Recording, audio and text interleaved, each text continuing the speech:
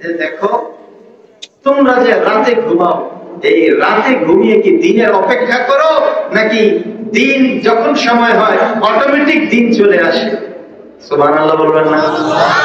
আর যখন দিন হয় তখন বিশ্রামের জন্য কি তোমাদের রাতকে ডাকতে হয়, আয় আয় রাত ভাই তাড়াতাড়ি আয়, তোর সাথে আমাদের দেখা হবে, আমরা ঘুমাবো, এরকম ডাকতে হয় নাকি? তখন কি করতে হয়? দিন দিনের বেলা চলতেছে, রাতের সময় রাত ঠিকই চলে আসতেছে। নবীজি আমার বলেছিলেন তখন, ও মুসলমান, ও সাহাবীরা, তোমরা জেনে রাখো, এই খাট তোমাদের যখন সময় হবে তখন অটোমেটিক এই দূরত্বের বিছানা তোমাদের সামনে এসে হাজির হয়ে যাবে। উঠতে তোমাদের কষ্ট অনুভব হবে না। সুবহানাল্লাহ। যেমনটা হয় এখন, আপনারা তো বুঝবেন, সবাই তো মাশাআল্লাহ ধনী মানুষ, লিফটে তো কম বেশ সবাই উঠেছে। 10 তলার লিফটটা, আপনি আমি যদি 10 তলায় উঠতে চাই, আছে লিফটটা কত তলায়?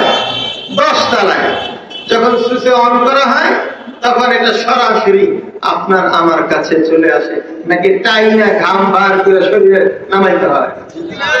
অটোমেটিক টাইম আসে। তখন আমরা কি করি? ডোর খুলে যায়, আমরা প্রবেশ করি, কোনো কষ্ট নাই, সুন্দর করে আমাদেরকে 10 তলায় নিয়ে হাজির করিয়ে দেয়। এই বিজ্ঞান যত সুন্দর সুন্দর আবিষ্কার করতেছে, তত বেশি হাদিসের বাণীগুলা মুসলমান মুমিনের জন্য স্পষ্ট হয়ে যাচ্ছে।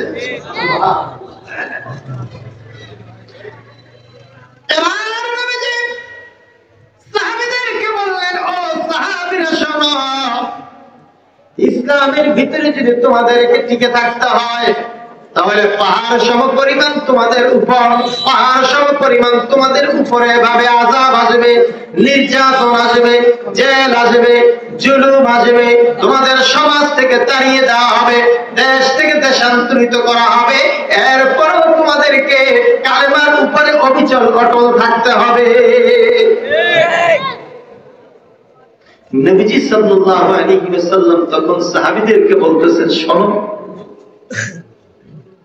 আমি দুনিয়াতে ভূমিষ্ঠ হওয়ার পূর্বে আমার পূর্বের যে নবী ছিলেন তার নাম ছিল ঈসা আলাইহিস সালাম।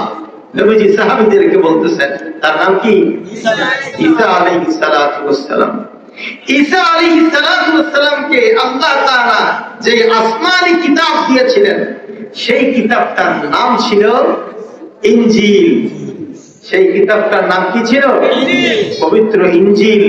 এখনকার ইনজিল আর সেই ইনজিল নাই, এটাকে রদবদল করা হয়েছে। সেই ইনজিল ছিল। নবীজি সাল্লাল্লাহু আলাইহি ওয়াসাল্লাম বললেন, শোনো, তোমাদেরকে সান্ত্বনা দেওয়ার জন্য আমি আরেকটু কথা বলি।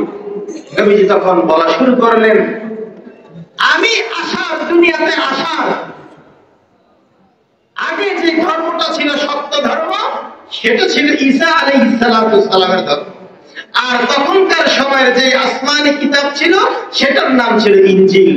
এখন আমাদের আসমানি কিতাবের নাম কি? সবাই আওয়াজ দিয়ে বলেন, কি নাম? কোরআন। আর নবীজি আসার আগ মুহূর্তে যে কিতাবটা ছিল সেই কিতাবটার নাম ছিল ইনজিল। সব বেদিন হয়ে যায়। কিন্তু সিরিয়াতে একজন কাফের বাদশা ছিল। সিরিয়াতে কাফের বাদশা ছিল।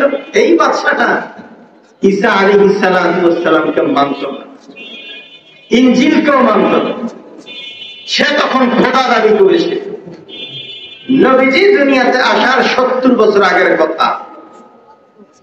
এই সূরাতুল বুরুজের ইতিহাসের ভিতরে ব্যাখ্যায় এসেছে ঈমানকে বৃদ্ধি করার মতো ইতিহাস, মুমিনদের জন্য এক উপহার। ইতিহাস থেকে আওয়াজ দিয়ে বলুন সুবহানাল্লাহ।